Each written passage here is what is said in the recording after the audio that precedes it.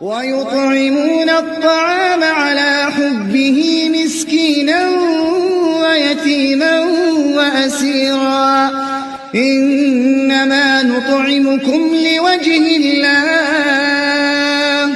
لا نريد منكم جزاء ولا شكورا إنا نخاف من ربنا يوما عبوسا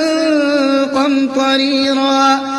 إنا نخاف من ربنا يوما عبوسا قمطريرا فوقاهم الله شر ذلك اليوم ولقاهم نضرة وسرورا.